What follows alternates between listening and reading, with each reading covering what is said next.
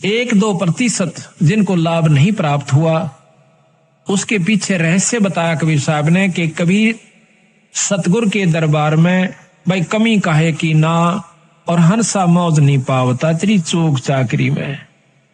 अगर तुझे पूर्ण लाभ पूर्ण मौज भगवान नहीं बख्श रहा है कबीर साहब, तो तेरी चाकरी में, तेरी सेवा के अंदर अभी बहुत कमी है, अपनी बहुत कमी है तेरे अंदर। नहीं, जब 98 व्यक्तियों को परमात्मा पूर्ण लाभ दे रहा है, बंदी छोड़ दर्शन दे रहा है, और उनको वो झलक नजर आ रही है जो वर्णन करते हैं हम रोजाना, तो आपको नहीं आई तो भाई आपकी चूक चाकरी में, आपकी कोई सेवा में कमी है, आपके कोई नियम में कमी है, आप में भी कोई अहंकार अभिमान बकाया है।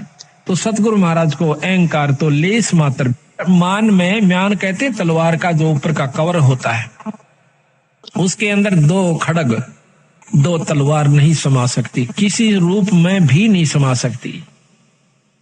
इतना इम्पॉसिबल असंभव कार्य है कि राख्या चाहे पिया चाहे प्रेम रस, और राख्या चाहे मान, एक म्यान में 2 खड़ग, भाई देखी सुनी ना कान है।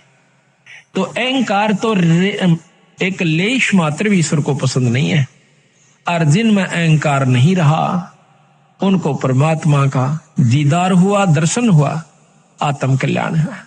और इसमें के लगे है अहंकार को तोड़ने में, कुछ नहीं लगता, बस थोड़ी सी कसर से, थोड़ा सा सावधानी की आवश्यकता है, थोड़ी सी विवेक की आवश्यकता है इसके अंदर।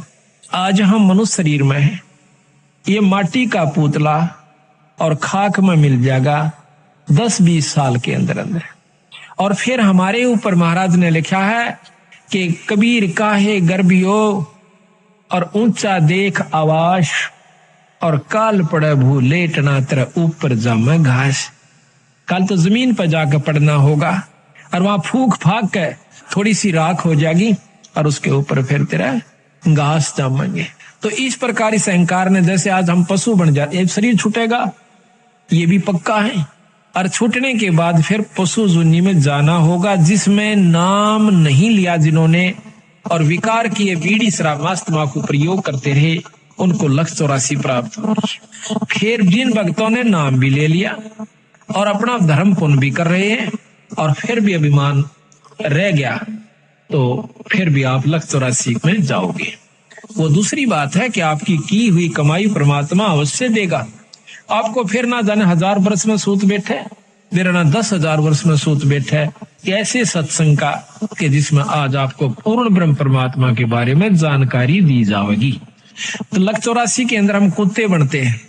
प्रथम जीवन कुत्ते का ले लो, स्वान का, जो कि बहुत आसपास हमारे होता है, और फिर उसके कष्ट पे जरा सा दृष्टि घुमा कर देख लो, बस ज्यादा नहीं। कल हमने देखा रात्रि में इतनी ठंड थी, और एक कुत्ता इस गली के अंदर है, बाहर पड़ा बेचारा, और ऊपर से उसके खांसी होगी। 1 मिनट भी उस कुत्ते को खांसी से चैन नहीं थी।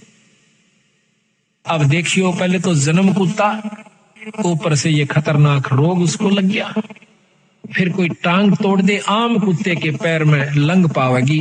क्यों पावेगी? कि उसका कोई ना कोई डला, कोई लठ या कोई पहिया उतर जाएगा, क्योंकि बिचारे बैठे वो पिछला अहंकारी जीव था। उसने कोई नो कहते न थोड़ा इधर वाले कौन होता, अभिमान रखा करता था, और आज अभिमान उसमें ज्यों का त्यों है। अपने अहंकार वो बिचाले बैठेगा और बिल्कुल ऊपर गाड़ी चढ़ना हो लेगी जब थोड़ा सा सरकेगा एक तरफ। वो पिछला जो उसके अंदर बदमाशी थी वह अब भी मौजूद है।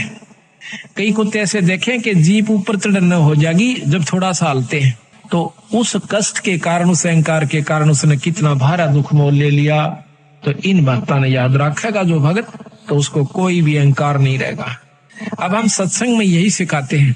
आप अपने घर में आजकल ऐसा कोई भी नहीं रहा जो डबल बेड ना ले रहा हो, और डबल बेड के ऊपर गद्दा भी बहुत मोटा हो से, और अच्छी बड़ी आज वस्त्र भी आप लिए हुए सो।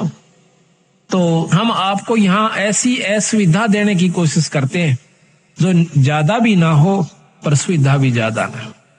इसका कारण ये भी है कि आपके मन में वो अहंकार रूपी राक्षस बना ना रहे। जहां स्थान मिल जाए वहीं बैठ जाए। चाहे नीचे मिलो चाहे ऊपर मिलो, चाहे बोरी मिलो चाहे कोई वैसे साधारण दरी मिलो, तो हम उस समय ये देखकर इस पर बैठ जाते हैं कि भगवान के दरबार में और काहे का मान।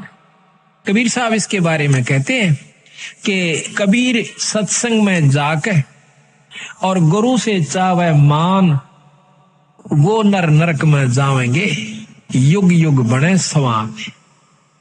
जो सत्संग में जाकर और गुरुओं से मान की इच्छा रखता है कि हमने अच्छे स्थान पर गुरु आनंद नहीं बिठा, हम जानबूझ कर अवॉइड करते हैं उनको अच्छे स्थान पर बैठाने की, क्योंकि ये अंतःकरण हमें क्योंकि समय समय पर ये चेक करना पड़े से कि इसमें भी वह बीमारी बकाया से नहीं है।